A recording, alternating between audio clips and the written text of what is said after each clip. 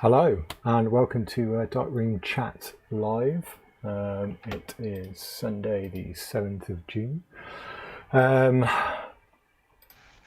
have we got today? So I've just done another stream for an hour, so I'm just kind of catching up on what I've done there. We've got Dan in Hong Kong and Al over in Cambridge. Hi guys, how you doing? Hey. Everything seems to be working well. As always, if you've got any questions or comments, stick them in the chat, and we'll get them through to everybody that's doing stuff. So, Dan, what are you working on today? Well, the first thing I promised to do is do a contact print for somebody. It's a bit of a demo. The second thing was I need to make a print for the next version of Quarantine Zine. Nice. And if we have some time, I've been working on an app with a friend of mine in India, a software engineer, that allow me to use the Intrepid enlarger to print from a phone. As in, like, the image is on the phone? Yeah. That you print from? Nice. Exactly. That sounds fun. I've done it before, but this app automates the process. Right. Cool. That's yeah, well, I'd love to see a demo of that. Right. Al, what are you working on today? How's it going? Yeah, good.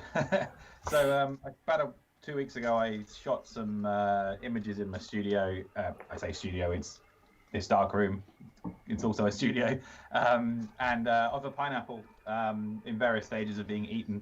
I've done a couple of other images with an apple and a pear, and so my wife wanted to kind of have a few different fruit images printed, so I thought I would make a contact sheet and then have a look and see what they look like, and then maybe print one of them up. Good stuff. And just to complete the circle, I've just been working on an image I took during the Sunny 16 groceries challenge thing that I got involved with, and then I've been splattering developer onto the prints rather than just putting it in a tray, and I'm dripping water everywhere. So using like a brush and a toothbrush, and I've got those so far, and my intention is to somehow thicken the developer with I think with xanthan gum or gum arabic, so I've got more control over brush strokes and stuff like that. I did a print some time ago with my brother, and it was a fairly boring print, and it needed a bit of jazzing up. So I just wiped some developer over it, just regular developer, wiped it over with I think it was a bit of tissue, and that worked pretty well. It's amazing. You don't need to actually have, developer sloshing over it, and as long as there's some contact with developer, it'll come out. Yeah, and that's what I've just found out with those is it's strange because sometimes you can brush it on and that will develop in those areas, but then it will leave like bubbles or it won't develop much. It's very organic. There isn't a lot of consistency to it unless you kind of put a lot on and rub it in. But I assume when you're kind of brushing it on, the more you brush it, it's the equivalent of agitating a lot, so it's going to develop a lot quicker on the surface. Yeah, I don't know, I'm going to experiment with that today, see if we can get some different effects. Right then, so Dan, the image that you're contact printing, is it one of your prints that you want to do a demo of, or is it somebody else's print? Well, I need to make a print for Quarantine Zine 4. Our theme is post-apocalypse, so that's what we plan to do and the places we plan to go once the quarantine is over, or the stay-at-home order is over.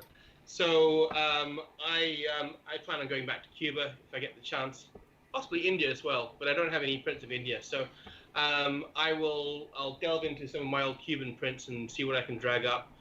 I might make a print of one of those for the zine.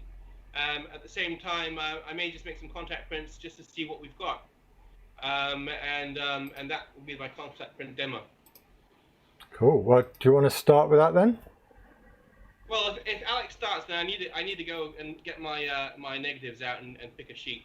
Okay. No worries. Right then, Al, you're up. All right, Are you Alex, ready to go? Yeah, I'm ready to go. I just need to lay out my negs and then get Nice. printing, I guess. Have you put your computer in a cupboard today? Can you? No, it's absolutely fine. I could see the top of it. Yeah, no, you're on my bookshelf, so Nice. sort of at eye level, so I can come and have a chat to you. But also, hopefully, you can. I don't know if you can see the rest of the darkroom. I don't know if I've actually. I can see the trays now and the enlarger. I got I forgot I had it actually. I got this massive gel which I can put over my computer screen, so I can leave my computer on while I'm printing. Oh, cool. Which is really, so I can have it full brightness, and so I can like check messages and stuff like that from the YouTube chat while I'm printing. And I forgot I had it. One of the benefits of tidying up. Yeah, I should probably do that at some point. At the moment I just have you on the lowest brightness setting, and I'm just praying that it doesn't affect my Yeah. But it shouldn't do. I mean, what the inverse square law, the distance that you got from you to where I'm working is so low that, like, it's so long, sorry, that the light shouldn't Are you affect using it. a laptop? Yeah. Or a phone? Laptop. Right. Well, I've got a sheet of red gel over my screen. That's what I got. So let me flip it up. You know, here it is. Yeah. And it's also mine's also at the lowest possible brightness. So I'm hopeful. It's pretty easy to do a test though, isn't it? Yeah. I mean, when we last did this, I had the same setup and it didn't seem to affect it, as long as I didn't, show the unexposed paper right at the screen. Yeah. And I don't have any film out, so should be fine. Yeah, and like you've got your back to the screen as well, haven't you? So you're always casting, if there is any light, you're always casting a shadow onto where the paper is. So. Before we start, what's your views on light leaks and blacking out darkrooms? How light proof do you think is actually required?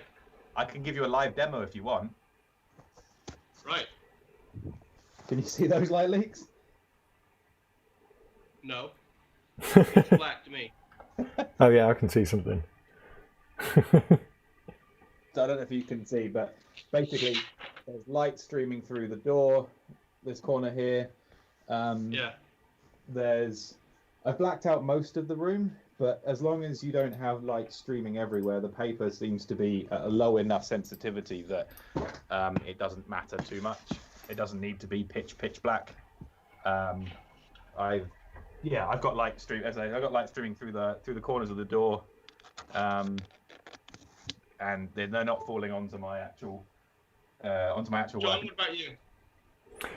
Well, I'm completely blacked out in here because like when I built this shed, I put in one window, which I've got completely blacked out permanently, and then the door is I made sure that was completely blacked out as well. But I've done prints in places before where there's loads of lights streaming in and not had any issues. Mine can be completely blacked out, but what I find is, if you imagine how much light is shining on your easel, and the light level that normally is, if the light from light leaks is proportionally a lot less shining on your paper than the exposure that you're giving, deliberately, then there's almost no effect. In fact, you can get away with quite a lot of light, and it may even improve your image if you have problems with highlights, because you'll end up pre-flashing. No, I mean that actually quite seriously. It's light leaks, if anything, have been a benefit to me in the past, I think, and I just think a lot of people who are making their darkrooms at home, thinking about blocking out windows and such, right? I think I think if you don't know darkrooms, you tend to be a little over paranoid about light leaks. And I think that puts a lot of people off actually building their darkroom because they never think they can make it completely pitch black. And you really don't need to make it completely pitch black. So it's nice if you can, but it's not deadly essential. So that, for me, that's a board that I have over a window with comes down, and then that's a temporary piece of MDF that just goes up, and then all I do is I put a blackout curtain. I have those little 3M hooks that go above it, and I just put a little blackout curtain over the top, and that's more than enough to block out. Oh, so I almost fall over. More than enough to block out all the enough light, and then then it just looks like that. Yeah, and that's perfect for what I need it for. So I mean, certainly, if I work at night and it's not blazing bright outside with street lights and things, I'd be quite happy to work in a like a hotel room or something on the road, just behind regular blackout curtains. I don't really need pitch blackness. Well, I had stories. My grandfather just like changing film and doing different things like that underneath a blanket, I figured if that sort of works there, then I'm pretty sure this sort of stuff works. So encourage anyone. All right, Al. On to you. Cool. Carry on, mate. So I'm just going to lay out my negs at the moment on a sheet of the Ilford Multigrade Deluxe.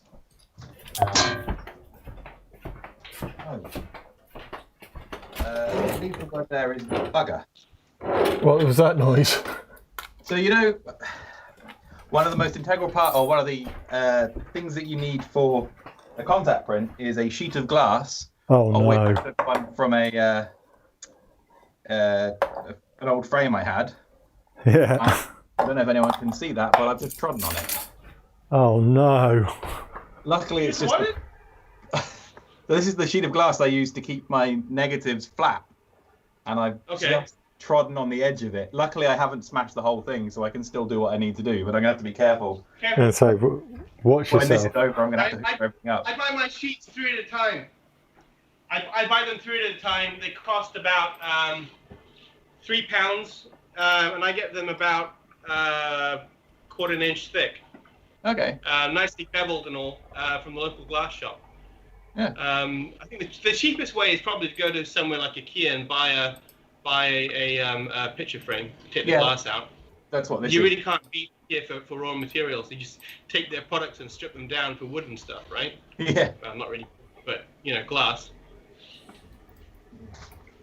Just to make sure I'm not going to tread on a piece of glass. That's all. Yeah, don't cut yourself. Normally, I don't put the glass on. I leave it on the side. But I moved it down just at the beginning of the stream, just so that I knew where it was, and then forgot where it was. Luckily, I can still do what I need to do with it. I just have to make sure I don't cut myself. So yeah, just getting a piece of the Ilford multi.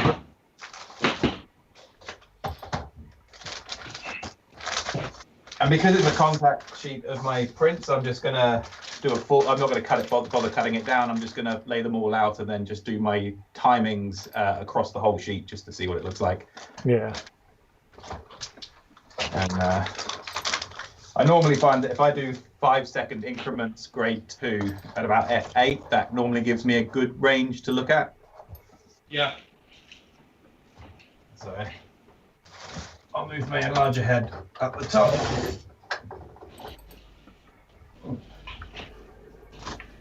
And more importantly, remove the previous negative that I apparently forgot to remove.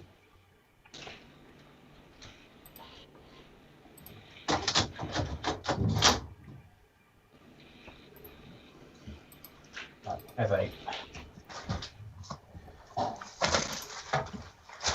So now all I'm going to do, I don't know about you guys, but with your negatives, do you guys use gloves to hold them, or do you just hold the edges? Oops. Yeah, negs I do. Yeah. I should. I believe it's best practice. That doesn't answer the question though, Dan. The question was, do you?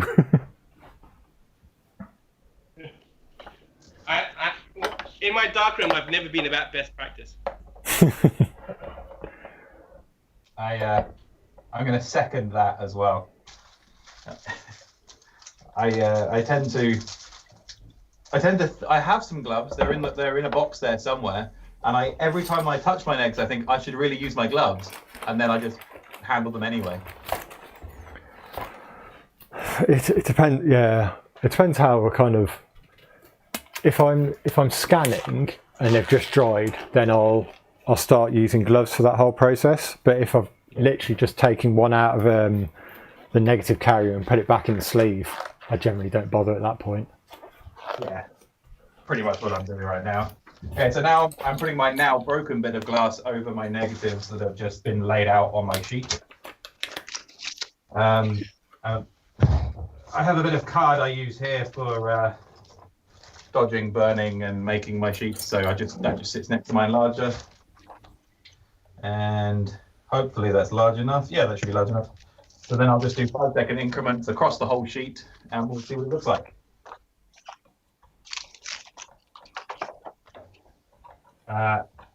Top tip for anyone who's actually watching this: make sure you remove the safety filter before you do that, because otherwise you don't shine anything on. And also, grade 2 filter going in. So I use the, I don't know about other people, but I use the Ilford's multi-grade system, and I just bought a set of their filters. There we go. Have you got, I think we've talked about this before, I can't remember, have you got below the lens filters, Al? Yes, so I have below the, I have the little cage that sits on underneath the lens. Yeah. But I do also have, so I'm currently using my LPL C7700, but my Durst has a little filter drawer that goes in the top. And so I do also have the filters to go above the negative as well. Yeah. I don't really know which one is better. I don't really see, I mean, there's 2 different types of enlarger, right? So comparing directly is a bit hard, but. The problem I have with above the lens filters, it's the same filter, by the way. You just put it above the lens as opposed to hanging it below the lens. Yeah. The problem I have with the above the lens filters is the above the lens filter box tends to be a different size. Yeah. For almost every enlarger. Okay. So you can't interchange them. So if I cut one, which is, I think this is about 6 by 6, it doesn't fit the Kaiser, which is about 98 by 98. And I think the originals are well, I can't remember, but they're a lot bigger. The whole box. Yeah, I think they supply. I think they might supply them in 2 different sizes actually, but I assume they do them in like the maximum size required, and then you just cut them down, don't you? But yeah, if you're swapping between enlargers, then you need multiple sets. Well, Al, if you're doing a contact print, yeah, for demo, I won't do a contact print demo because it's a bit redundant. So I'll just go ahead and start loading up the Durst. Did you say you knew somebody that wanted to see the process of a contact print? Yeah. So if Al, if you can clearly show that, which is probably hard.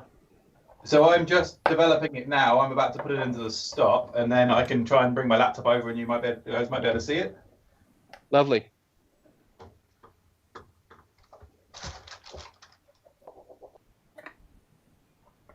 I'll just bung it in the stop.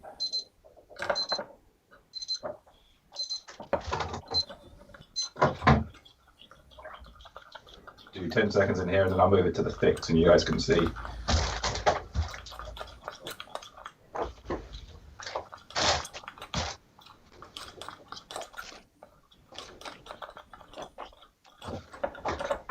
I haven't figured out a way yet to get my digital camera to talk to my laptop and use it as like a live webcam.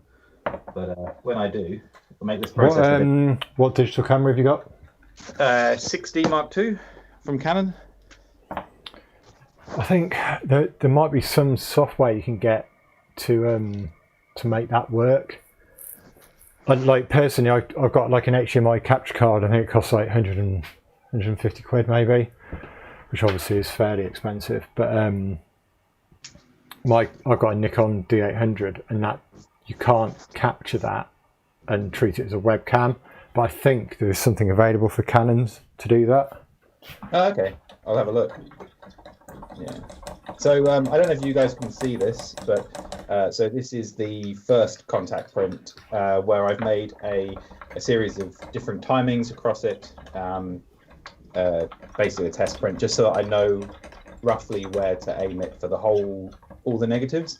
As you can see, I've just laid them out, and these have gone at 5 seconds, so we've got 5, 10, 15, 20, 25, 30, 35. I'm actually looking at this, and maybe even I think 10 seconds at grade 2 might be pretty good just to see the whole sheet. So I think my next print, I'm just going to lay it out. In fact, I'll show you what I'm going to do in the light, and then I'll turn all the lights off, and then I'll just redo it in the dark. Cheers. Yeah. Just so it makes it easier. But so these are my negatives, and I will have a sheet of paper here, and then all I'm doing is literally laying them out. Ooh, I'll let you have it. I then put my glass over the top. That just keeps them flat. And then all I need to do is turn the light on. So we'll turn that for 10 seconds. Oh, I wish there was a shift up button that made it easier. And then you just literally shine the light on for 10 seconds. Once that's gone, I remove all the negatives. I don't bother putting them back in straight away, just in case I need to redo the sheet. But then I'll just take them, put them into my developer for a minute, put them into my stop, and then go to the fix. Turn the light on, have a look. So now what I'm going to do is I'm just going to do that, but in the dark with actual paper. Oh. I walked over to have a look at your print. Oh. I thought that was fast. Yeah. Oh man, if I was that quick, that would be awesome. While Al's doing that, I'll just show these ones that I handily made earlier as a contact print. So there's the test strips, like Al's done. I didn't do it over the whole sheet, I just used an actual strip. And then I picked the exposure that I wanted from that, and then just did a full print on it. So that's 35mm.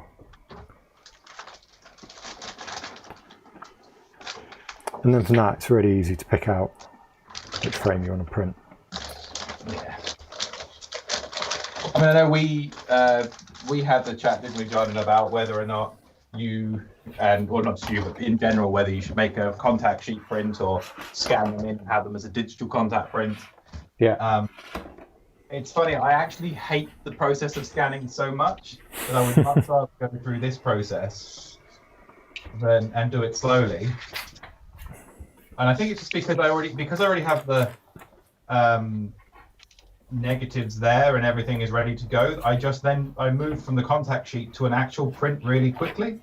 Whereas if I have to scan it in, it's a different setup, and then I've got to go through the effort of actually setting up the room. And so I almost always now do make a contact sheet. I think if you're not scanning all your negatives anyway, then yeah, it does make more sense. It like, you know what? Since we had that conversation and I did that contact print on the stream, I've now done 2 contact prints since, even though, like I say, I don't do them because I really enjoyed the process and I've really enjoyed having it in front of me, like connected to the negatives. So I'm gonna try and get in a routine where I always do the contact sheets and keep them with the negatives. So when I'm flicking through the negatives, I can find prints really easily. So that's the one thing I haven't quite got to yet, which is actually keeping my contact sheet with my negatives. Mm-hmm. And that's mostly because my entire method of storing my negatives is, oh, that's nice, in a box it goes. Yeah. And I haven't gotten around to actually getting the a proper binder to put them together, and then one that's large enough to hold all the sheets. Problem I find with a normal binder is it just they can hang out the sides, and then you start creasing and bending some of your negatives, and it's just not nice. I think one of the important things that I think I get from the contact sheet, or to understand when I make a contact sheet, is I'm not looking for the best quality to it. I'm just looking for an average across the board, so I can make a decision about a print. So as long as most of the negatives I can see good contrast in, or I can actually just see the subject and understand where I'm going to work on it, then for me that's fine. But a good contact sheet print in its own right is really nice to look at. Yeah. To see the Magnum contact print collection is just such a beautiful book to look at. Yeah, they're obviously amazing photos as well. That kind of helps, doesn't it? I mean, if I look at my contact sheets, it just depresses me. But maybe in 50 years' time, we'll be looking at them and going, "Ooh, I like that." I don't think so. Got the International Darkroom Live Contact Sheet book. Yeah. That could make quite an interesting zine, couldn't it? Yeah. A botched together For me, selection of contact sheets depend a lot on where I've been. Like when I was in Cuba, when I travel, it's like I'm on fire, you know. Yeah. And I just produce whole contact sheets full of keepers, and I would display my contact sheets, you know. But if I'm uninspired and I'm working at home, or in a local environment, and I've shot everything 10 times already, then I spend a lot of time shooting boring stuff. Yeah, was it Richardson? Was that his name that said, if you want to take more interesting photos, go to more interesting places? Yeah. Which, I guess if you have the opportunity to do that, it does make photography a lot easier. So I'm just going to flick my light on now again, and show you the final contact sheet, or the sheet that I've just made. So I don't know if you guys can see that. Oh yeah. So this is -1 all the way through to -10. These all shot on my RB67. So on a 120 roll, that's 10 shots. And as you can see, in general, they're all. Because they were shot under studio lights anyway, they should all have roughly the same exposure and the same time on the enlarger anyway. So that makes my life a little easier. But as you can see, I've got I can see my darks, I can see my lights, and then I can use this sheet now to actually decide which one I'm going to look at printing. And I think, just eyeballing it at the moment, I quite like either 1 or 2 at the moment. And then maybe whatever number that is, 7. It also gives you a good starting point for your main photo exposure. Yeah. Yep. So yeah. So I don't know if that was useful for anyone, but that's kind of the process. It's quite quick actually, like making a contact sheet, because you don't need to dodge and burn. You don't need to think about what your overall image is going to look like. You just need to make sure you have a good coverage of your prints, of your negatives across. I find it's quite a quick and nice way of easing yourself into a printing session.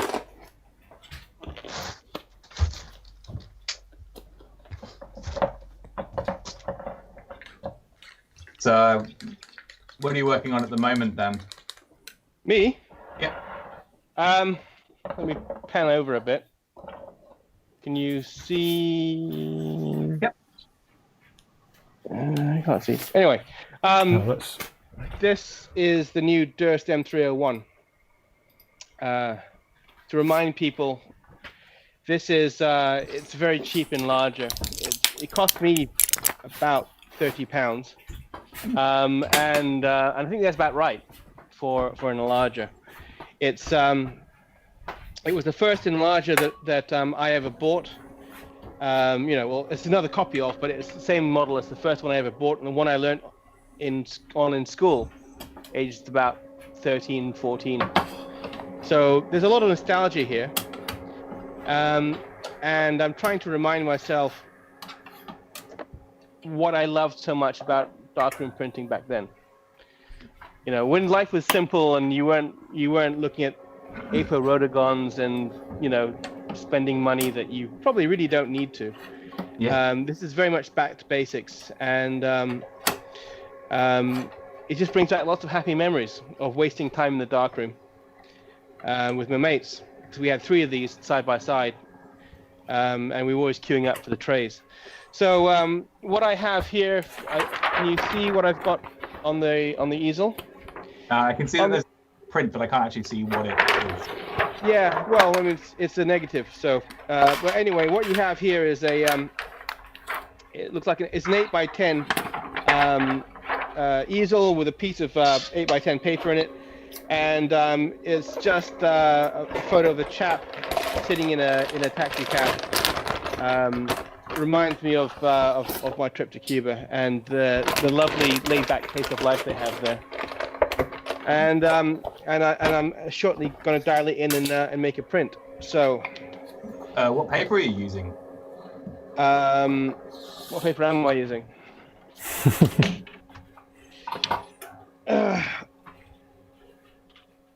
Well, I have just 8x10. I believe so. Yeah. Well, I have here's some. I don't know if you can see. Let me get the flashlight on it. This is Burger Prestige RC1. Yep. It's very cheap, and it's super duper forgiving.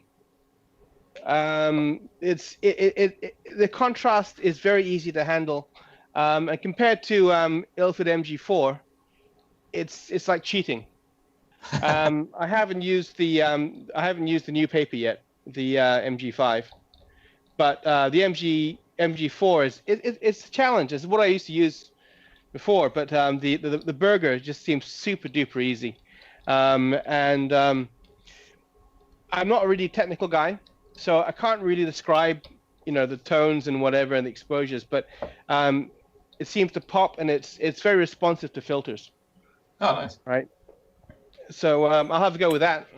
You should definitely check out the MG5 because that's how I feel the same. So I struggle to describe the differences, but I know the MG5. I'm just like, well, that's I get a result straight away where I'm like, I don't need to bother with split grading or messing around. Yeah. It's just like the image just feels great immediately. That's where I mean, we all love Ilford and want to support them and all. But this has been working for me since before Ilford started working.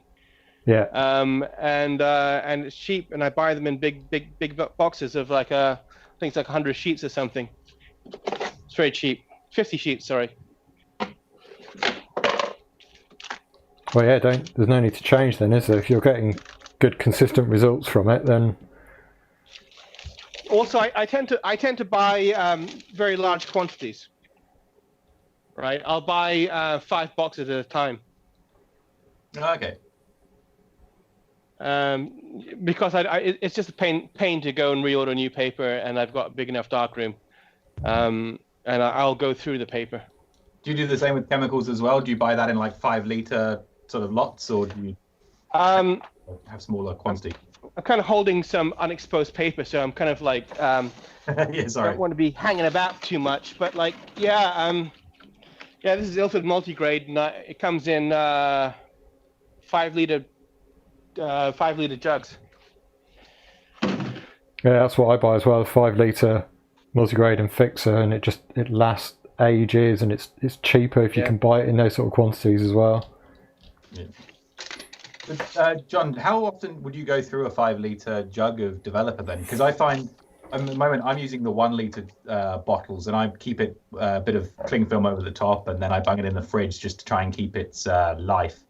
Yeah. I just don't want it exposed to oxygen, which then ends up sort of shortening the life of the developer.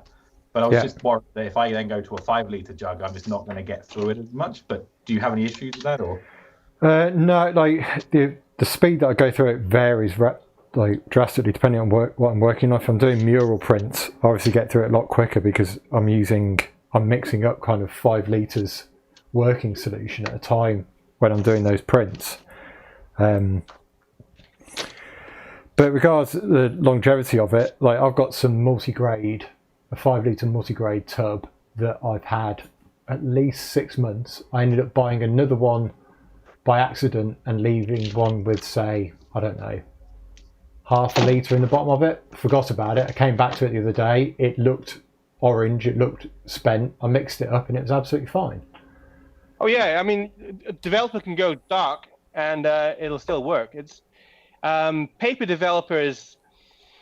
I think it's more forgiving than film developer, because film developer you need to get exactly the same result in exactly the same time every single time, whereas paper developer, you even if it's oxidized, even if it's well used, you just wait a little bit longer till you get the result. Yeah, and I guess you can actually see it come out as well, right? So you can make your decision on the fly. Yeah. Certainly with my bright lights I can. Plus, when it's a stock solution, like that you buy it at, the longevity of that is far greater than after it's been diluted down. Yeah. Right. Oh, and there's another solution I have is if like it depends on frugality. If I'm doing it properly, then I'll mix up fresh developer every time, and you go through a 5-litre bottle before you know it. But if I'm being frugal about things, I have these little vacuum Tupperware pots, which I get from the supermarket, and it's got a kind of like the vacuum van air pump. I can pump all the air out of that. Or if you just get a bottle that has not a lot of airspace left over after you fill the tray, you know, that also works. I've seen those like accordion bottles that some people use for. I tried that. Don't do it. Yeah, I hate them. Yeah, Forget them. They're awful. Because when you try to reduce the volume, the water sloshes everywhere, and they're also not particularly airtight. Ah, right, okay. Yeah, they're useless. Right.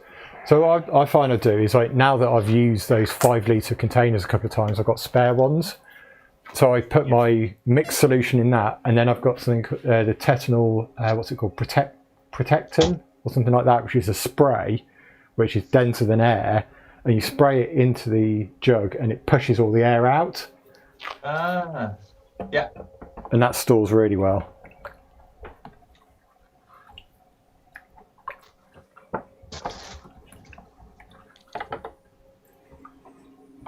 Wow, this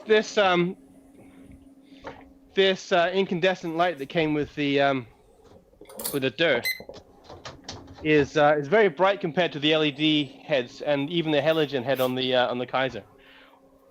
Mind you, it's not very high off the paper, so I've got it dialed all the way down to f16. Wow. Thousands. Yeah, actually, I find my Durst light bulb seems to be brighter than my halogen light I've got in the LPL. Yeah. Is it also maybe is your Durst a condenser as well? Yeah, I think it's got a. I'm not going to look right now because the moment I pop it open, my test paper is going to get exposed. But I believe it is a condenser head. I think it would have to be.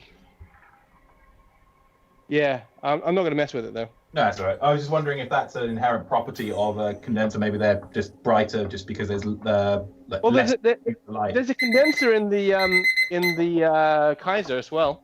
Oh, okay. Right.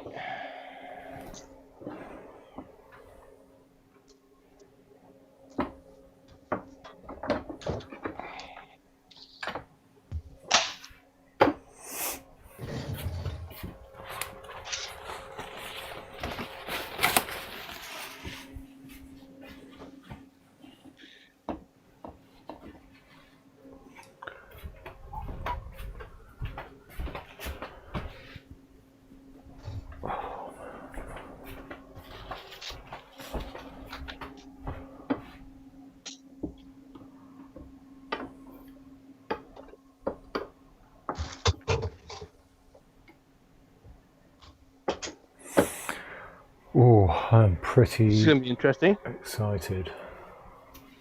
Yeah. Yeah, I think the result that I've got from this is it looks really interesting. I realise I have no timer on the dirt, so I'm just gonna guesstimate it. You know. Or just start shouting random numbers at you just to put you off. 5, 9, 1. I have a solution for that.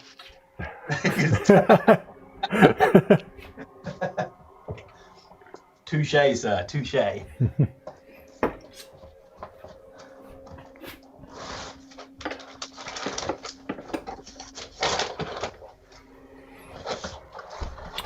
I'm going to see if I can flip this camera. Oh yeah. Trying to figure out why I've got some test strips for my MG5. I was trying to figure out why I have the corner cut off on them, but it's because when I was doing a testing between MG4 and MG5, yeah, needed to know which one was my MG5, so I cut the corner off. Yeah, I clearly still have some of those test strips left over. That's a good way of doing it. I'm Right. back. Have you been saying bad things about me? Only good. No, that's a lie. It's gotta be. Oh, hello.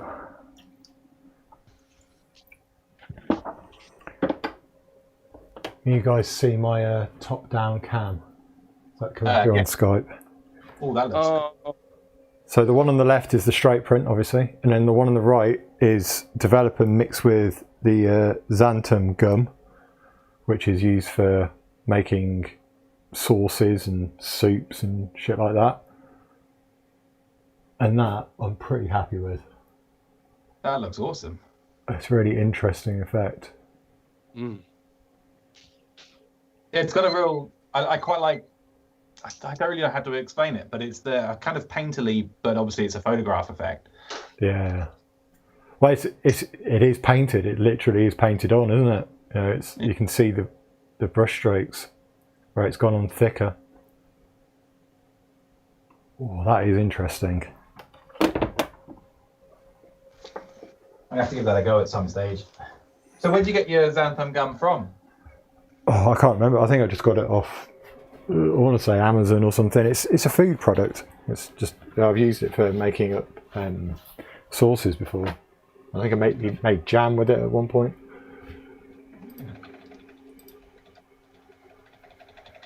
I was going to make a test strip of this particular image where I'm doing 3-second increments at f8.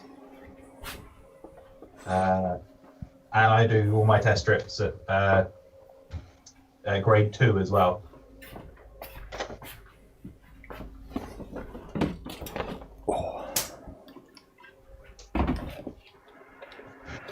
Well, I'm just going to mix up a more concentrated developer because I was painting that on for probably about 10 minutes, maybe longer, to get that result. So I think it might work better with a more concentrated developer.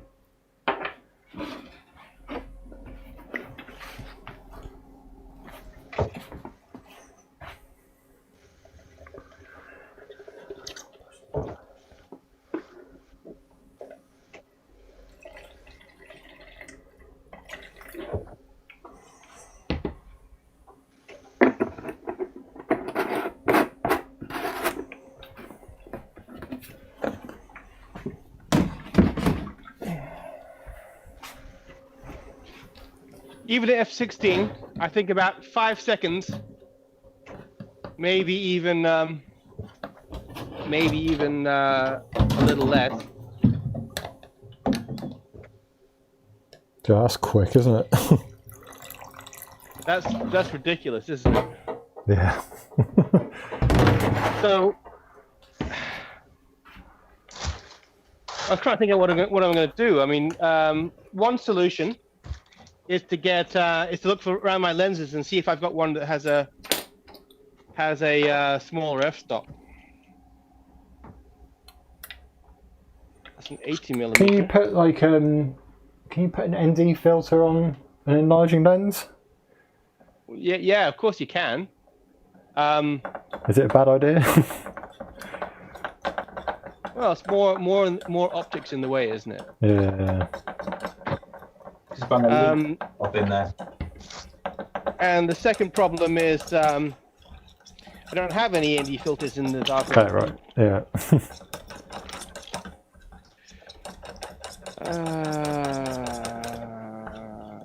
Ooh, that Schneider's okay.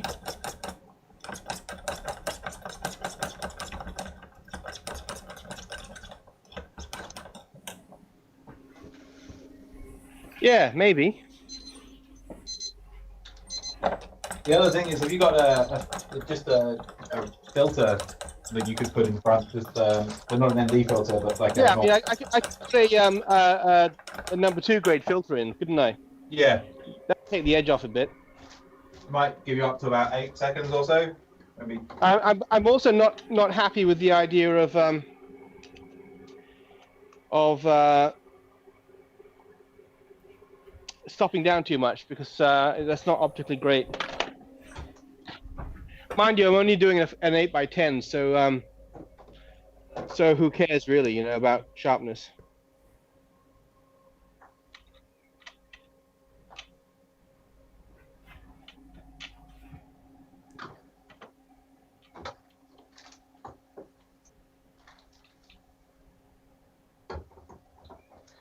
Well, yeah, speaking about too bright an image, my tester is basically black even from 3 seconds. And I've got a grade 2 filter in there, so I'm at f8, so I'll probably have to stop down.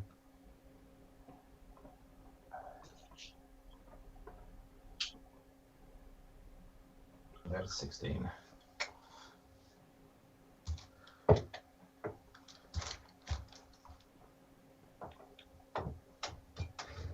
Oh, that's not good. What's happened? I'm not sure if it's the way that the top is seated. In my memory of this enlarger, it didn't have such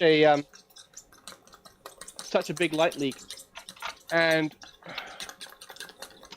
for some reason, is that any better? For some reason, this one leaks a lot.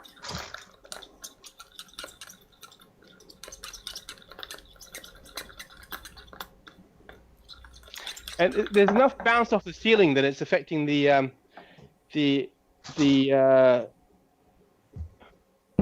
can see shadows. Oh, that's not good. I don't know. Where's the leak's just coming from the head of the enlarger? Yeah, it's I'll show you.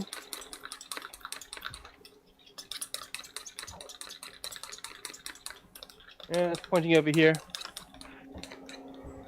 Can you see this? Oh, yeah.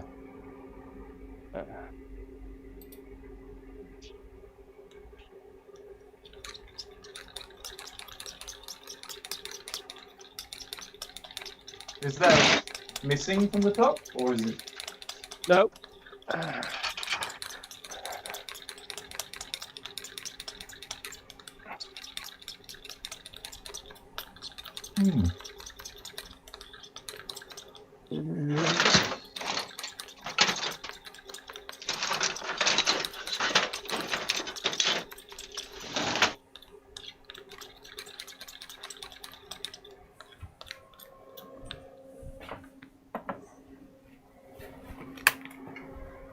I guess the problem you've got is anything you put on the top there as well, if you want to work it out.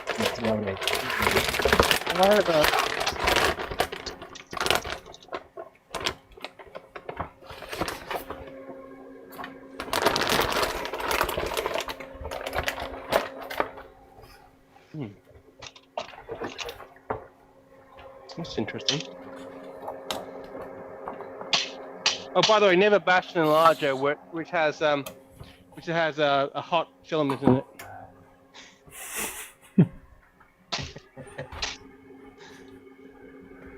What are you doing? I have a solution. That worked. Yeah. This is a case of one of those don't do as I do, but Never do as I do. I do. Never do as I do.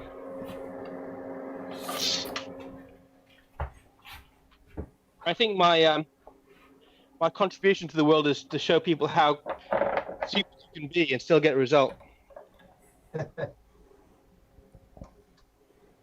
So going back to what you're saying about like blocking out light and it putting people off, I was chatting to Graham from Sunny 16 the other day, and we were talking about large format.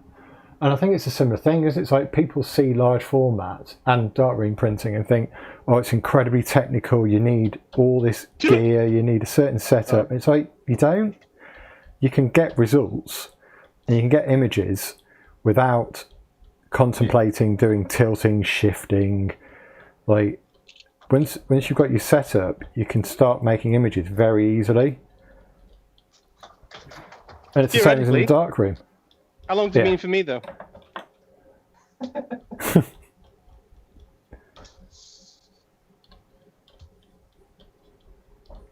It's actually funny enough, one of those weird, stupid things that I still have not a mental block, but I still have hesitance to even do things like mix up my own chemicals. So I really want to try the ID11 for developer, and I just haven't gotten around to buying it and then mixing it because I'm hesitant to do it, which is ridiculous because in my day job I'm a scientist. I mix chemicals all day, every day. You'll be so it's fine. not like it's any different. But when it comes to my own personal stuff, I'm like, oh, I like the fact that it's already in a solution for some other developers. It's stupid. It's I guess if you're a hairdresser, you wouldn't want to come back and cut your own hair, would you? Well, yeah. That looks better. Is that all just from blocking out the top light? No. That's because I put a Schneider lens on instead of the Rotagon. The difference is I get up to f32 instead of f16 max. Yeah, it looks about right. So what settings are you at the moment? What do you mean settings? So what's the aperture at the moment? Are you at f32 all the way, or? Hang on. Let me. 22. Okay. But what I do when I select my aperture is, I mean, I know what the light should look like on the paper. Yeah. Right. Yeah. So I dial it in by eye, and then then I read off the aperture. Yeah. It's funny you said that, because literally I was just thinking about that now when with my particular image I've just realized that mine was too bright, and and the first thing I did was try and get the light to something that I know should work from a brightness perspective, and I was just literally thinking about, I wonder how many other people do a similar sort of thing. Yeah, well, I mean, hence when I turned the light on, I went, wow. Yeah. I guess it's all experience, right? It's stuff that you just pick up as you go along and learn by your mistakes. And as I say, if anyone's watching and they've got the room, I highly recommend like buying a cheap enlarger and just, giving it a go.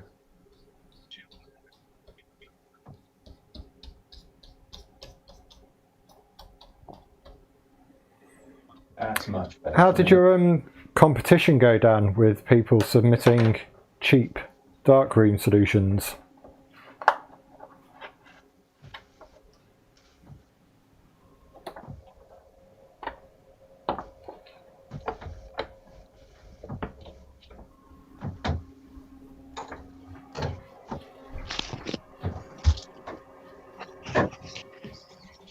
This reminds me Can you hear of me in my now? 20s. I used to jump out of planes a lot.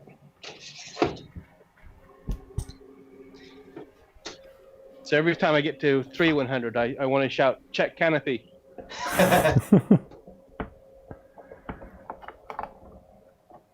Dan, can you hear me? Yeah, I can Did now. you hear- oh, right. I just said, how did you get any responses to your competition for cheap dark rooms?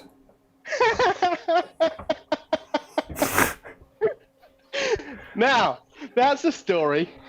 All right, What so happened? yeah, okay. There was two entries for 3 prizes. Okay. So what happened was I declared a winner. I declared them both winners and split the prizes between them, Oh, right? nice. Which I thought was Yeah. fair. So there was one guy, something like Hiker Doom or something, right? And I wasn't following the guy, so I followed him. And announced the winners. And at about 5 minutes later, got a message request, and it was him. And he asked. He said, "Oh, I choose the cash. Sorry." Because I was offering, twice that in store credit. Yeah. And he sent a PayPal me request.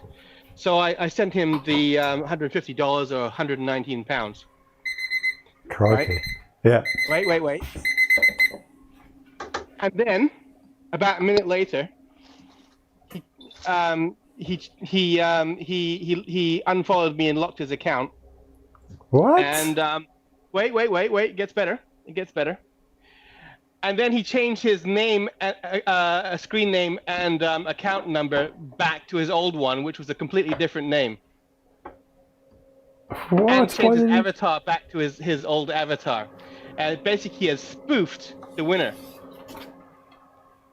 What? He had spoofed the winner. He had pretended to. I've got screenshots. It's I know, mouth agape, right? So, Wow. and then about 10 minutes later, as I was realizing this, I got a message from the original, the actual winner, who said, "Oh yeah, definitely store credit because I love to print." What? I'm like, oh. I spoke to PayPal and I asked them, I said it was fraud. Explained what happened. I said I have screenshots. So immediately PayPal locked my account. No. Made me re-verify myself. Changed my password and everything. It took me about a couple of hours before I get back in. And when I'd done so, they said it's pending decision. And then in the morning, they sent me an email saying, we found that this payment corresponds to your normal activities on PayPal, your normal style of activities on PayPal, and we've closed the case. Sorry, no money. Oh no! Right.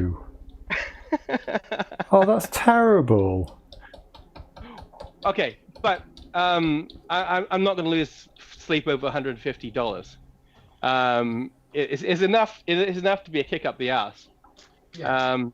But I'm not going to lose sleep over it. And fair dues, it was a legit hack, right? Oh wow. So I know. So I've lost 119 pounds, and I've learned a valuable lesson. And thank God it wasn't some huge payment to a family member or something, or a big purchase, right? So I have learned a lesson there. And I'm getting camera film photo to issue a couple of store credits. Oh, I'm sorry to hear that, Dan. It's shocking what like you say. It's a pretty clever hack. Oh yeah, it's theft ultimately, isn't it? And he changed his account name to something instead of Doom, it was DOM. But his screen name matched he had stolen the avatar. So it was pretty good fishing, and at least he hasn't got my credit card number, and he's not running up huge bills, ordering, I don't know, hookers and blow or something. It's amazing to think that people like that are probably scouring the internet for opportunities. Well, if you think about it, there's actually quite a lot of competitions and giveaways and things, right? And you know, you can probably make a reasonable third world living just scooping up legitimate prizes and giveaways. Yeah. You know, I mean, if you can get by on 150 pounds, you know, a month in somewhere in Eastern Europe, then you know, why not, right? Yeah. That's what, like saying, as crappy as PayPal is, and it hasn't protected you, in some ways it has protected you because it's put a barrier between your kind of personal banking details and that person, hasn't it? And at the end of the day, if things go horribly wrong, I talk to my credit card company and say, you know, all these payments are wrong. Yeah. Come save me. I think a credit card company is more likely to react to that than PayPal, I think. Yeah, but you know, the interesting thing is, the guys from the UK. No way. Yeah, it's a UK account, requested in pound sterling. Wow. Yeah, which I guess doesn't mean anything on its own, but you know, interesting. I trust the British. Skanks.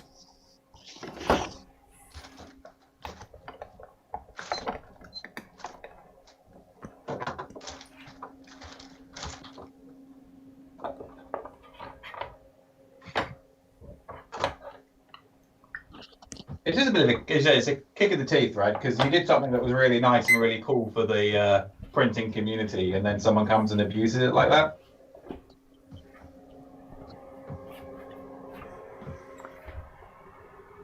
Yeah, that's horrible. Well, yeah, he has ruined my life, and 10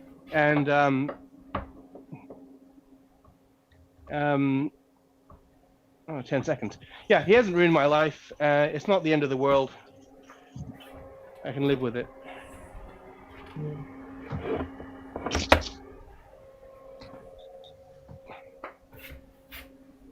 I mean, certainly over 150 pounds, I wouldn't want to go to the police or something, because I don't think it's worth, you know, the pain for him of dealing with it. No. And I don't think it's going to stop him from doing someone else, even if he does get prosecuted. So you can't find him on Twitter anymore then? I know. Well, his account is protected. It's got 10 followers. Right. I know his account, and I will talk about it. But you know, no hard feelings, and I don't want people to go after him. And there's no point, you know, messing with the police. Yeah. As you say, for like $150, it's just the hassle's just not worth it, right? Yeah, it's not worth it. Sorry, I was counting in my head. Woo!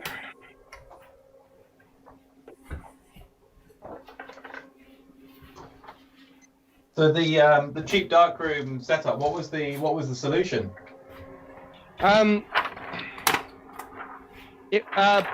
Both people had come in at about £60 or £67 or £70, and one guy had basically said, well, the enlarger was given to me, and Gemma didn't say that, but I had given her the lens. So, you know, I mean, it's not perfect, but then again, I paid £30 for my enlarger, so yeah. So you know, I think it's definitely doable for £100. Oh yeah. Well, both my enlargers, if I go with my entire darkroom setup, not including paper, because obviously I have to buy that myself. Yeah. My enlargers trays I got for a sum total of about £50, and that is 2 enlargers and, you know, the lenses that came with it, some trays, some really cool washing system that somebody who gave it to me. Like, there's enough people out there, if you chat to people who have this stuff that they want to get rid of, and they're happy that it goes to a good home or something like that. Yeah, absolutely. Like, darkroom printing does not have to be expensive at all. Like, my first enlarger cost me Still more than 2 or 3 enlargers, right? Yeah. So you got to give them away if you want to upgrade, or you Yeah. got to sell them or something, you know. Yeah. It's a bit like cars in Hong Kong. You know, if you know the right people, you can end up with like someone will give you a free M3 or something. Wow. I've seen it happen before. Wow. Like the move to Hong Kong. Hong Kong is very expensive for running cars. Firstly, if you buy a car new, you pay 100% tax. Then you pay about £700 on road tax, and then you pay. I think it's the most expensive fuel in the world. It's double. There's like double taxation. Wow. Yeah. So I fill my car up for about £100. Oof. But So I assume you don't drive around a lot in Hong Kong. I drive every day and I drive around, but then again, Hong Kong is very small, right? So my work commute is you know, if the roads are clear and you're not terribly cognizant of the law, it's 8 minutes. But if you know, during rush hour, it's about 15 minutes to work and back. So you know, it's not a 2-hour commute in slow traffic. Yeah. But if I was to take a subway to get to work, it would take me about 2 hours. Wow. Well, just because of the way the subway happens to work between where I live and where I work. And if I was to take a bus, it would take me a good 45 minutes or so.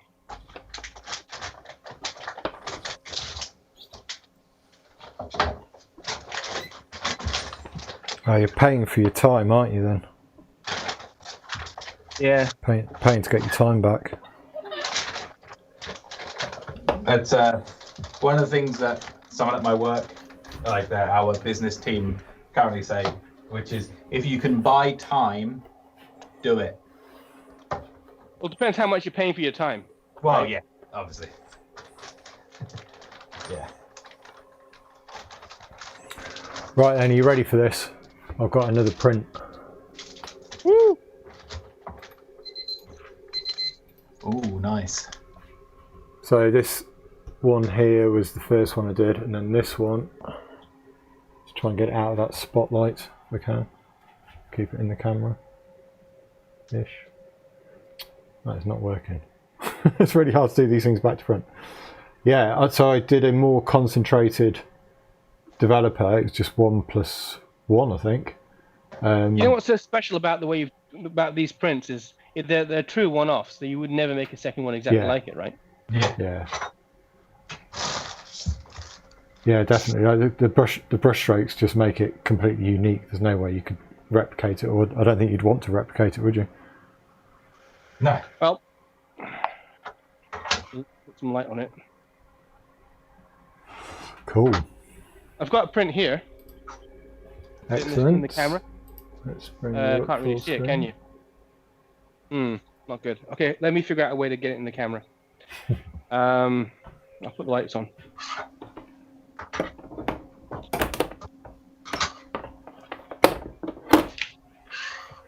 Right. Yeah. Right, so look. That's the print I would be submitting to Quarantine Zine. I'm not sure if you can see properly, but the exposure is actually pretty good. I don't need to do a lot of dodging and burning, but there are a few problems. So I see now that there is probably a watermark on the negative, which I need to clean off and redo, and a few what looks like dust spots. But I've had a look just now, and I think it's on either the bottom of the condenser or something. So yeah, that's not going to be my primary enlarger. But anyway, and what I'm going to do for the quarantine zine is I'm going to scan this in, and I can remove dust spots in Photoshop. Yeah. What's the deadline for the quarantine zine? I believe it's middle of June, right? Because our cycle is this, at the beginning of the month, we announce, and then we usually give about a week. But this time Danny's a little busy. So we start editing in the second, or towards the end of the second week. And then printing happens in the third week. They're sent out at the end of the month, and usually takes a couple of days. I'm going to attempt to kind of actually get something submitted this time. I keep meaning to, but it's just passing by. You don't need to submit a film picture. You just send something from your phone, because a lot of we've waived the requirement for film because so many people struggle, especially with the stay-at-home orders, right? Yeah. All right. So the next plan is an app, right, which my friend in India wrote. It's called Silver Pixels tentatively, and it's just an app where you can pick an image, random image, okay, set an exposure of, say, for example, maybe 40 seconds, because this is not very bright, and press print, right? And then it'll wait 10 seconds. Yeah. Give you time to put it on top, and then in about 2 more seconds, something should happen. Yeah. So and then it flips it horizontally and displays it in negative in the middle of your screen. Wow. Right? Awesome. Yeah. So that, I mean, you could do this with an ordinary phone just using your gallery. Yeah. And all you need to do is use some software to make it negative, and also flip it horizontally, to make it into a negative. Yeah. But this kind of, and then you have to time how long you have light shining before you block it off, and make sure your phone doesn't go into screensaver mode. And this app just takes care of all of that. That's doesn't require any special permissions. Because whenever I've tried to do that, where you try and layer it up and it always the phone turns off, or then it sort of the touch screen sort of makes it move and does something really annoying, and like taking away the hassle is. There's some time involved, right? Like you need to do some editing of the picture and stuff. The only other problem is you need to have an enlarger that you can take the head off, or a camera or something. I'm using the Intrepid, and I used some foam core to make myself a little frame. Oh yeah. So phone goes. I guess on, that's the best thing to do, though, isn't it? Because everyone's got different size phones. See? Right. I mean, the app isn't.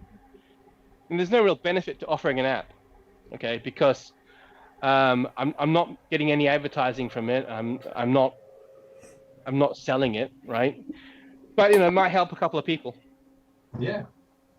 I think it's a brilliant idea. It just makes it that little bit more accessible. Has it got features like can you change the contrast in it? Can that be done? Well, first things first is I just want to make it easily make it as simple as possible, because I don't want to overtax my friend who's doing it as a mate. Of course. In spare time from his day job.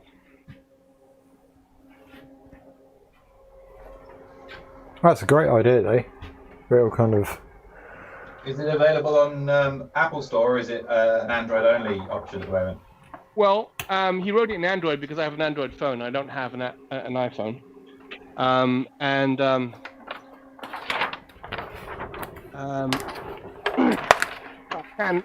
We can always do an Apple one later.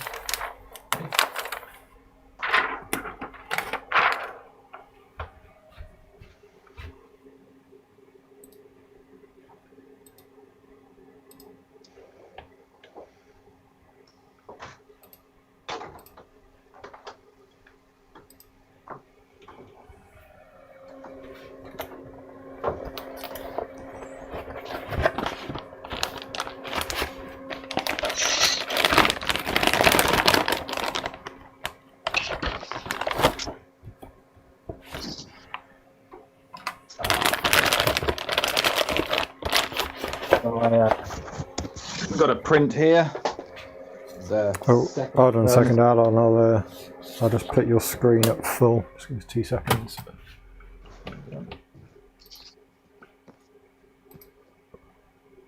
There you go. Right. I know what's wrong with my screen. We're sitting in the fix at the moment, but yeah, this is one of the prints. Is probably the second frame that you saw earlier of the pineapple, just in a square format. Yeah, and it's literally this was a split grade, so I did the whole time was about 12 seconds, and so I did 6 seconds at grade 0 and 6 seconds at grade 5. And yeah, it's just a bog standard basic print. So didn't have to do much to it. But that's roughly what I've been from a lot of my other images that are of the same sort of theme. Because as I said, because they've been in the darkroom and they're all being printed darkroom. They were shot in the studio under very similar lighting conditions. The printing is very similar, which makes it a lot easier when you're trying to figure out what you need to do and get it right once. Keep printing. I think the print that I'm working on at the moment, all these frames were shot and like using flash, like two flashes. So like the consistency between them all, I could literally swap the negatives over and hopefully get workable prints, pretty much straight away. Yeah, that is the one thing I'm the thing I'm learning about doing things like studio work and strobe work and things is the fact that, you know, when you do have everything set up, it's a lot more time saving on the editing side, whether that's digital or whether that's darkroom, because you've controlled everything. Yeah. Even between images, you can there's consistency, which is actually really nice to have. Yeah. Tell you what, I don't like the idea of focusing on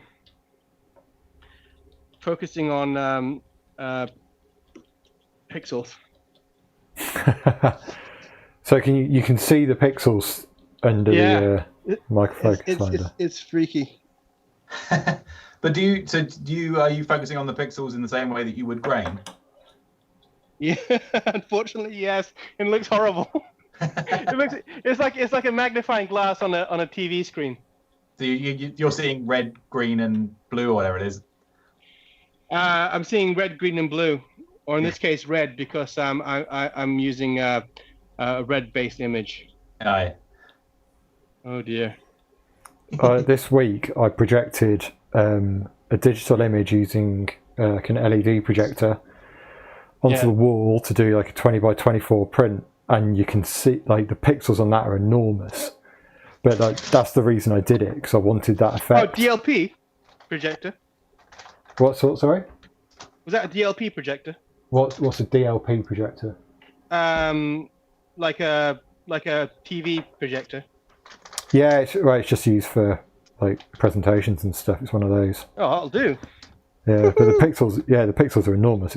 It's awesome. I actually quite like it, for a specific effect.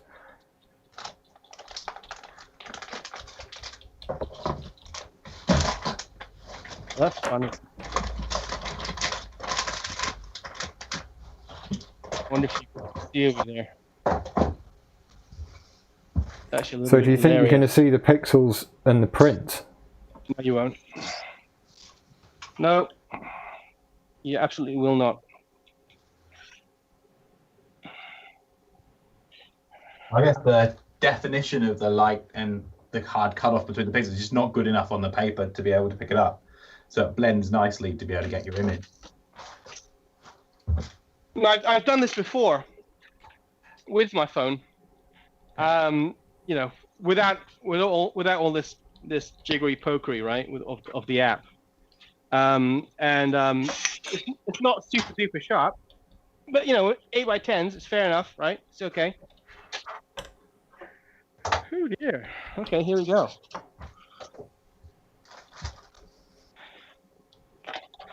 All right. So let's give me a 60-second exposure. print, lay it down.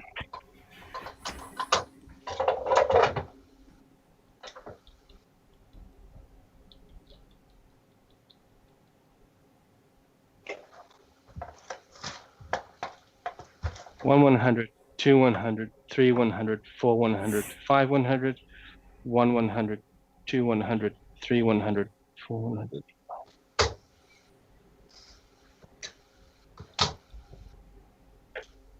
Did you check your canopy?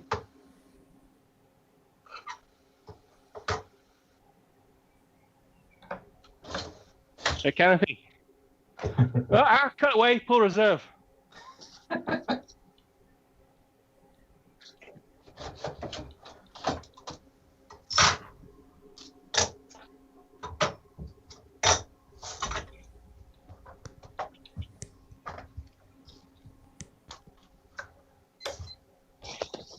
I used to jump in England at a place called Langer, right?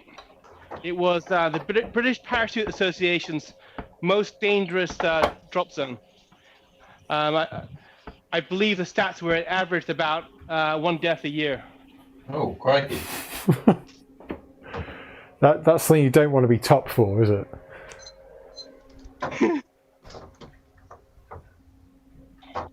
What were the reasons for the high death rate? They made their money by selling, by doing a charity thing where you'd nominate to the charity, and then if you got up to a certain amount of donations for the charity, of which some of it is taken away, and will be used to pay for a flight, right, a jump. Yeah. So these guys would go and, students usually, university students, and they would raise money for whatever charity it was, and then, and the whole idea was to sponsor a jump. They used to jump big old round parachutes, right? Instead of the squares, and the day's training. So win some, lose some. So it's casual attitude towards it. Right, I've just had, there's a message come in from Brian asking if I can quickly explain the process that I'm doing with the xanthan gum. So I'm just going to go through it for him. Right. Hi, Brian. Yeah, thanks for joining today, Brian. I'll just take that out of the fix and I'll show you the different steps. 22-second exposure. Right, so let's see if we can bring this up.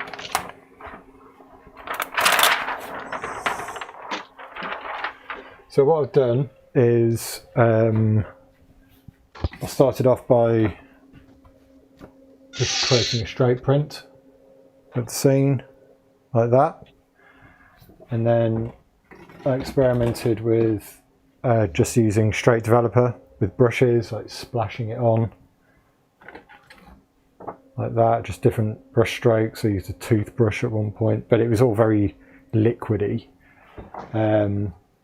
So what I've now been doing is I just took a bit of the developer and mixed it in with the xanthan gum, and I don't know how well you can see that, but it's not mixed in very well at all, but it's made the developer a lot thicker,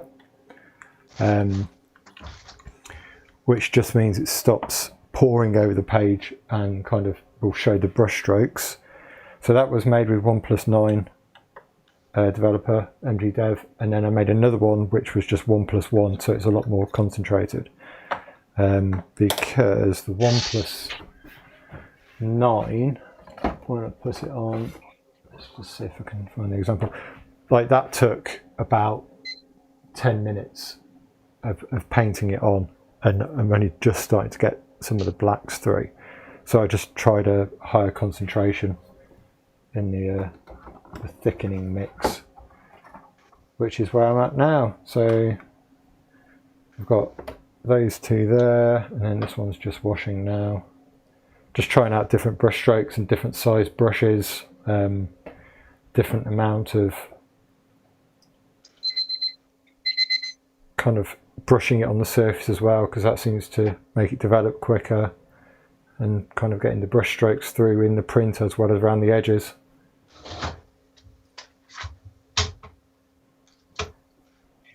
John, Yeah. why xanthan gum? Because it was the thing that came into my head that I could use to thicken the developer. I thought, Is like, that a painting thing? Xanthan no, gum? it's Or for is cooking. It a food thing? Yeah, it's food. Well, why It's not for- gelatin or something? Well, because I haven't got any. I've got some gum Arabic, but Yeah. that's not overly thick. So I thought I'd try that out because I've used it in the kitchen before, and it worked for sauces. So I thought I'd give it a go, and it seems to. It doesn't affect the development. Oh, well done. And I can't remember how much I paid for that packet, but it's next to nothing. It was like £1, I think. Yeah. So yeah, very very cheap to do. My only concern is because in the last stream I did, I think somebody said it was bacteria based. Bacteria based. Yeah. So my concern is that if it should be okay if you wash it loads, but if it stays on or affects the paper somehow, it might degrade over time. I don't know. But I assume if you wash it thoroughly, it's not going to be a problem. And it doesn't seem to inhibit the development. I know that there might be other things that you can thicken up a developer with. But that's what I had available, and seems like a good option going forward. It reminds me of the Twitter feed. I think it's called Overly Honest Protocols, which is effectively they ask scientists, why did you do it this way? And it's like, well, because that was the closest thing to hand. Or Yeah. why did you have this 15-minute break in this experiment? It's like, because that's how long it took me to have a coffee. Yeah. I'm a fan of that approach. It's like that's how I generally work in the darkroom. It's like, why did I do this? Because it's available. I got it here already. It's cheap. Yeah. Whatever. Hey, you want to see the print of my mobile phone? Yeah. Oh yeah, definitely. You see Brian this? said, really clever and unique. Thanks, Brian. Oh yeah. Hold on, I'm just going to bring you up full screen. There we go. Look at that. I can't see if it's any better. Yeah, so I've got blacks, I've got whites, I've got all the tones. Doesn't look freaky. Doesn't look super sharp, but it's a print. Some highlights are not great, but then again, that's the phone. You know, how dark can it really be, you know? Yeah, that'll do. So was that a photo that was taken on the phone as well? Well, it's actually a photo that my friend sent me today of dinner we had about 4 years ago. So it works, Yeah. Like, you know? quite interestingly, like a lot of people actually do kind of photo editing on their devices now, don't they? So if you've got problems with the highlights, you could adjust that digitally on your phone and then just do another print. You don't have to think about dodging and burning. It all came from this lady who said to me, yeah, I'll come to your darkroom. Can we print some stuff out?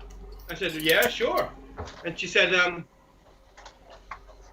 I said, bring the negative. She goes, no, it's on my phone. So, you know, I'm like, yeah, you can't print from your phone, right? But you can. Yeah. Not so hard.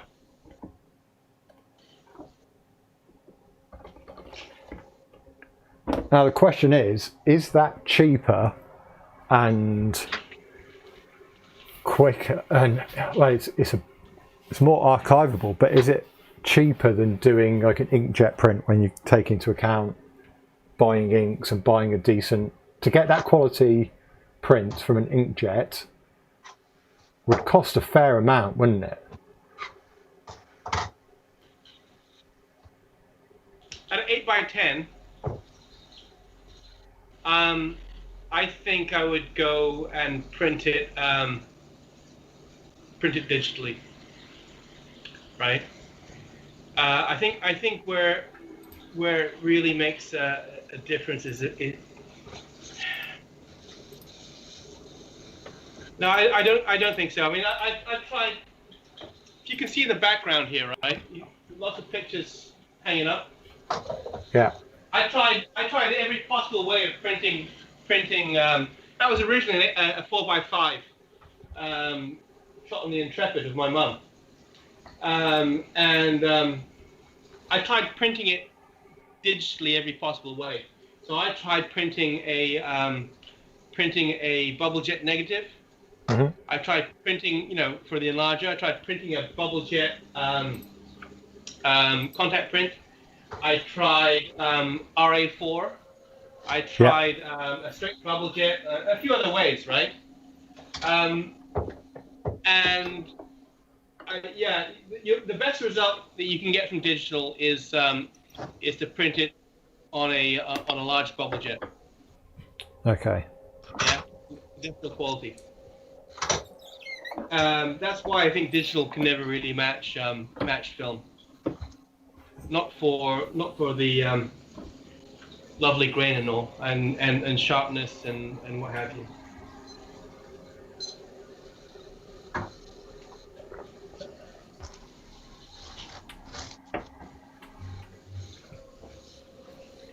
Right, well, hang that. Right. Hang on.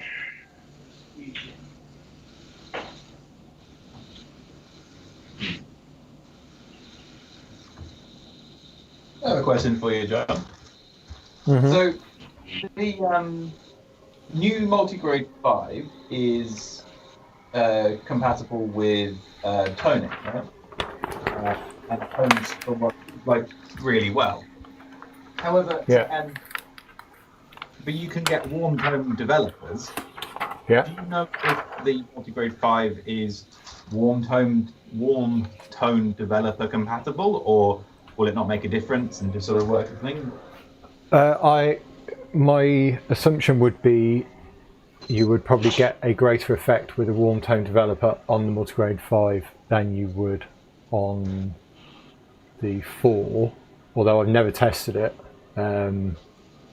Would it be different? I don't think. No, 'cause it's a different process to post-development, post-fixing toning. Yeah. I don't know. It'd be an interesting test. I'll do that next time because I've actually got some warm tone developer, and I've got some of the old paper. So I'll do two side by sides and see. Like the multigrade 5 is slightly warmer anyway. Yeah. Than the multigrade 4. So I'll do 4 tests. I'll do 2 with the standard developer and 2 with the warm tone on the different papers, and then we can compare them all. I think it's probably the best way to do it. Yeah. Sounds good. Yeah, I don't know because it's a different process. Yeah, this is one of those things that I thought. I was thinking about getting it for some fiber prints. Yeah. But I wasn't sure if now, because I was under the impression it doesn't do much for multigrade, the old multigrade. But then I was thinking, it's like, I wonder if it actually does have an effect on the new one.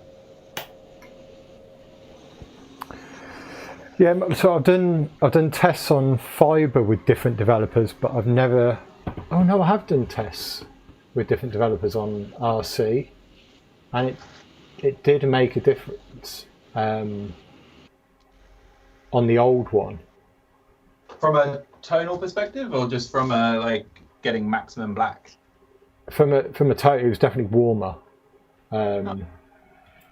I don't know if I've got those. I haven't got them handy, unfortunately. I'll try and dig those out as well. I'll just redo some tests, so it'll just be quicker once I'm set up. So yeah, the old paper did get a slightly warmer tone from using a warm tone developer. Now, whether the new paper has a greater effect, I don't know. It might not actually, because that's the development stage. Yeah. Well, because it's a different paper, it probably does react differently. I don't know. It's pure speculation. I guess we'll find out. Yeah. Right, what am I doing?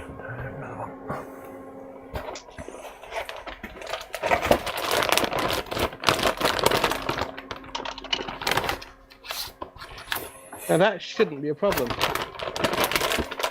That should fit.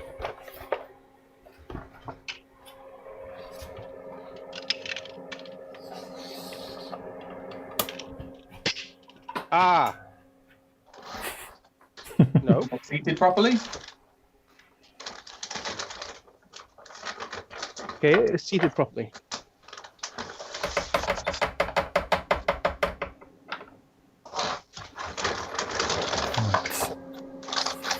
Yeah.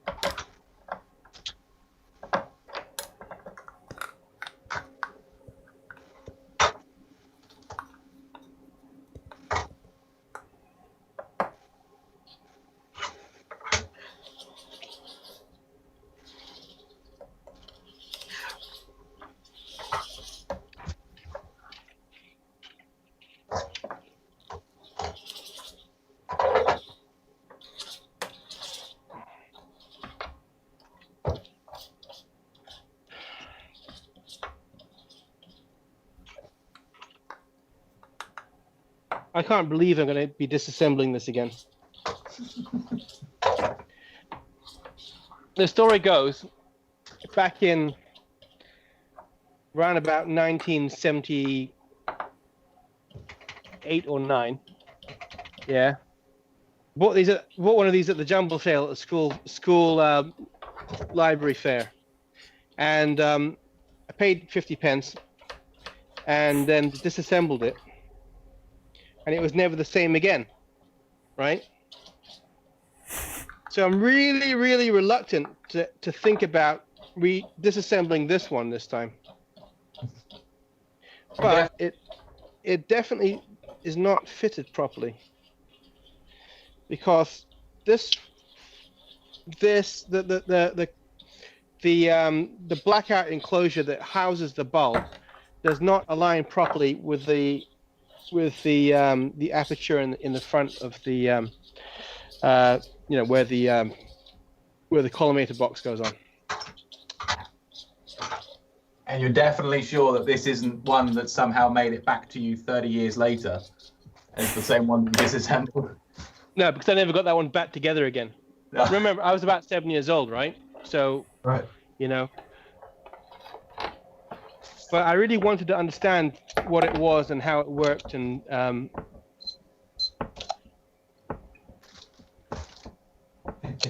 Classic engineer. Classic engineer. Take it apart to see how it works.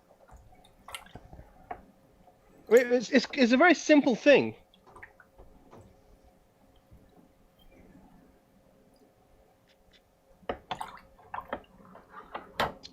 So how do I seat that? There are 2 screws.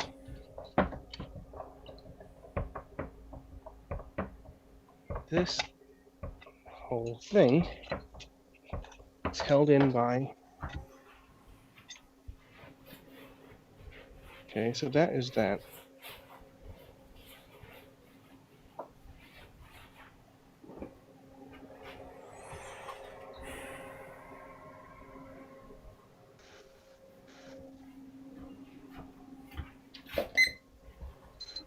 Yeah, I'll fix it.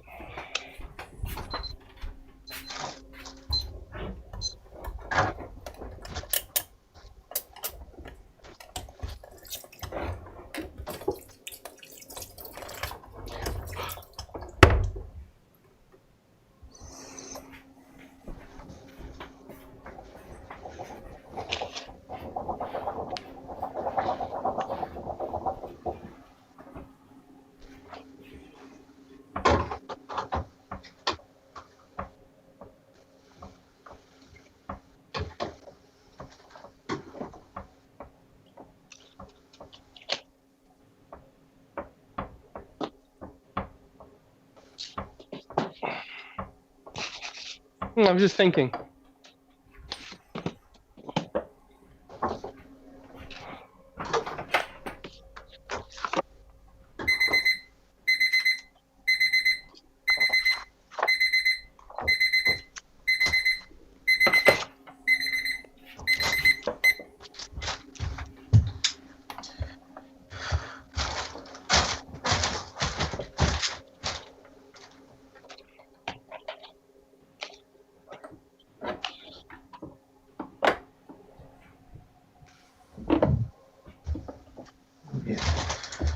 All right. More of that.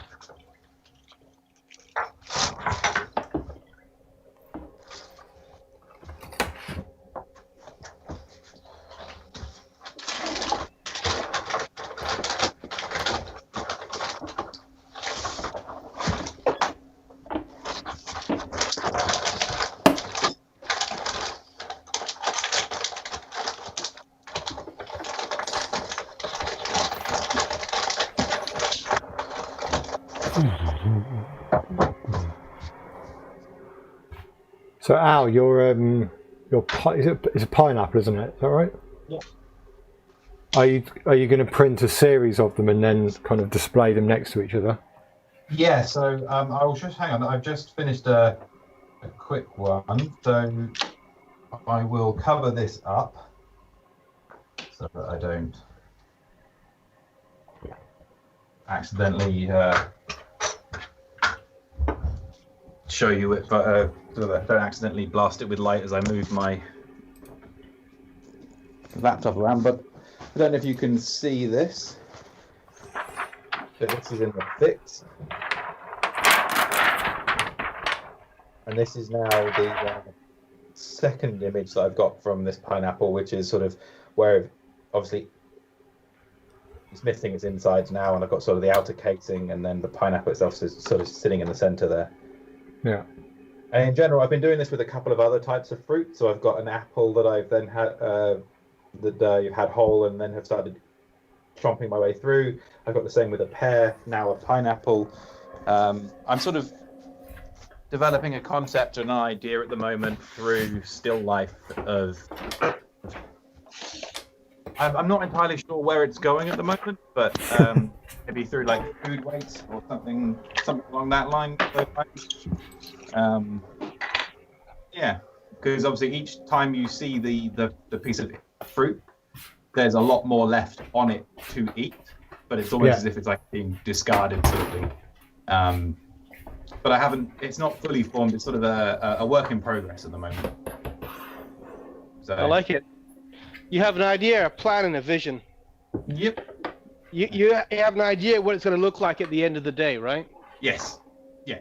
So I know what it's going to look like. It's just how they all kind of fit together, and I think I just need to make sure I have a lot of different types of fruit, different types of image within that, so that there's a consistent theme across them and a consistent style, but at the same time the fruits themselves are different. So yeah. Is it a metaphor for something, or just a metaphor for fruit? Sort of waste, really. Well, it's not wasted if you're eating it, right? No, that's true. But yeah. But it's more the metaphor of waste of. So it's not the whole thing's not properly eaten. It's sort of there's still good chunks of it left. So, as I said, it's not fully formed yet, but I'm enjoying the process, and I get to eat a lot of fruit. Win-win. Yeah. The thing is, as you're working through it, it'll probably start to form, won't it? And you might take it in a different direction or whatever. It's just like it will evolve, and something will come from it. Yeah. My new kind of philosophy is kind of just to do stuff and not overthink it. I tend to have these ideas that will sit in my head. I'm just I start working it through, and then I never do anything with them because I'm just I get to a point where I'm just oh, it's too much to do. Whereas now I'm trying to go down the route of well, just do small things, just like this experiment, like painting this on. It's like well, I don't have to think, oh, what image is going to work. I don't have to produce that image. It's just like, just get on and try it out and experiment, and then just keep working through and trying different things. The hardest part of the creative process isn't necessarily having the idea. It's just getting started, and then like it's a skill, right? Creativity is something you need to work at and continually just sort of develop over time, and you never develop over time if you don't start. Yeah. So start somewhere and see what happens. Yeah. Make a mess in the process and break stuff. Yeah, like your glass. Yeah. It's definitely part of the creative process.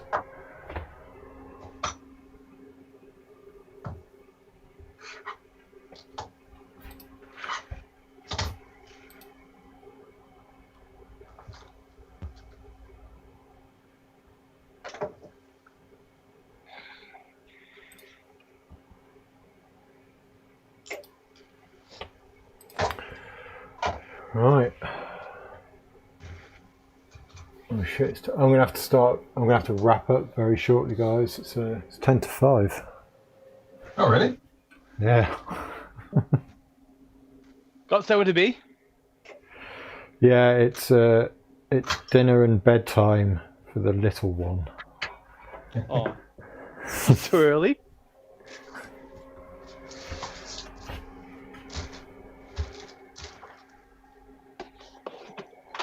Well, in summer in England, you should have another 5 hours of sunlight, right? Yeah, well, for a 6-month-old, like 6 p.m. is where we're hitting bedtime at the moment, and it's working. So we're trying to stick to it. And personally, I'm so tired. I tend to be asleep by like 8:30 at the moment as well. It's ridiculous. How old's your kid? 6 months. Right, so still crying through the night, asking to be fed. Yeah, like, you know what? It's not. About a month ago, it was a nightmare, and she was just waking constantly. Whereas now she's only waking kind of once, maybe twice in the night. So, it's You take turns, or is it a breastfeeding thing? yeah. Well, it's one of the feeds is breastfeeding, and then we take it in turns as much as we can. The trouble is, like, once one of you is awake, everyone's awake, aren't they? So it doesn't really make much difference. But that's why it's got a lot better. I had no energy about a month ago, whereas now I feel a bit more motivated.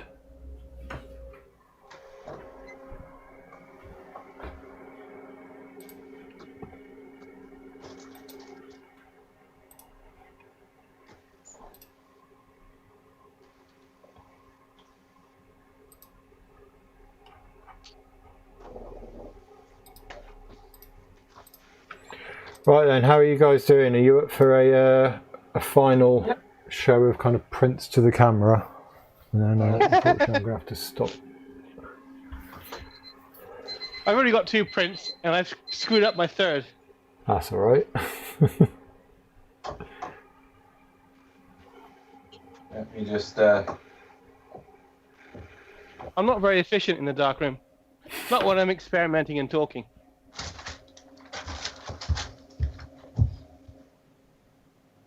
Second. Why am I even bothering a fixer?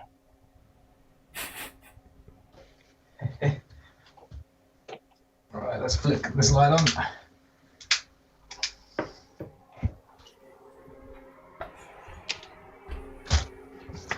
We need Thomas here to come out with 40 prints. Yeah. Yeah. The big reveal.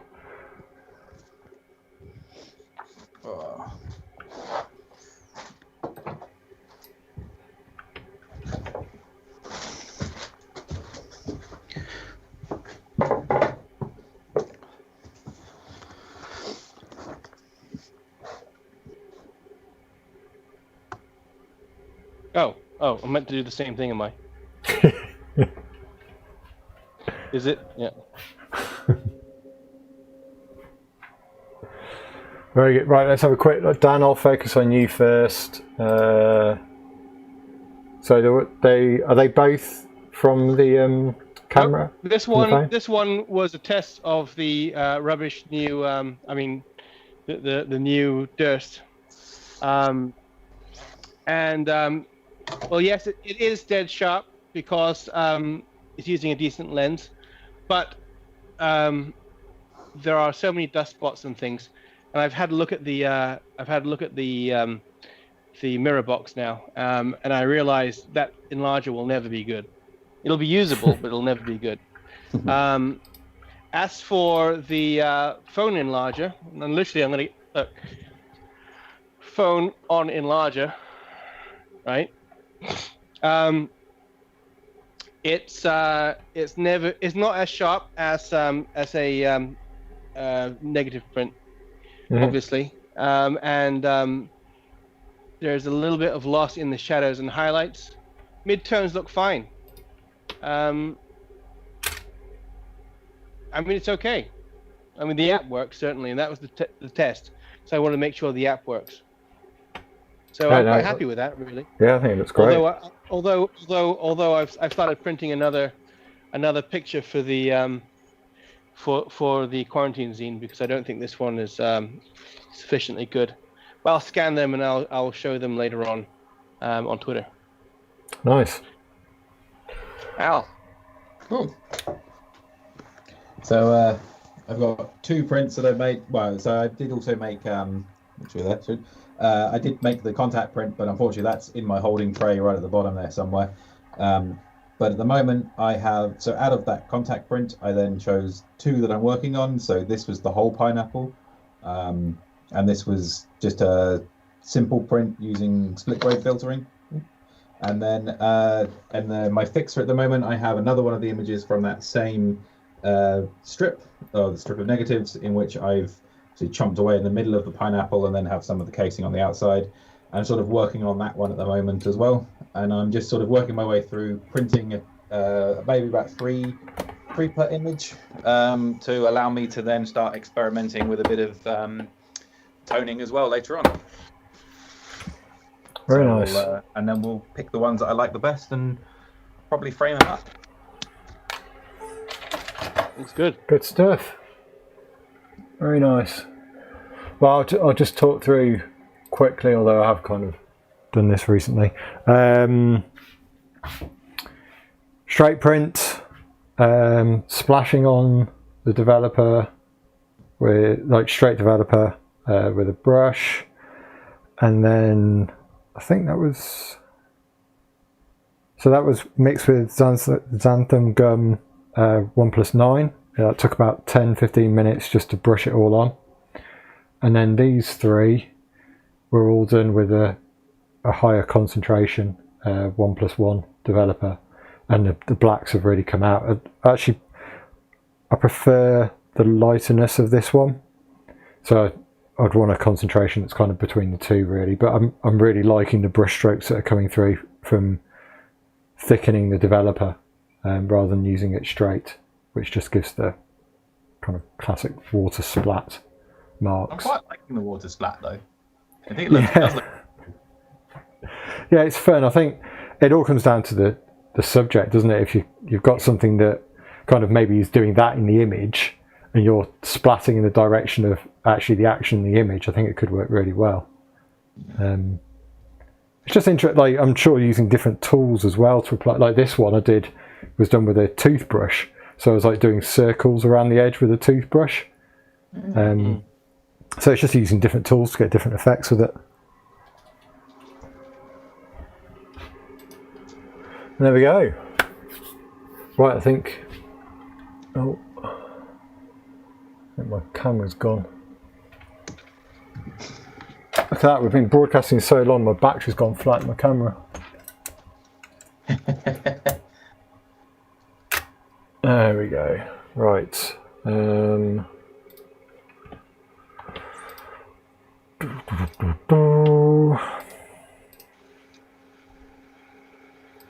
we're back. Right.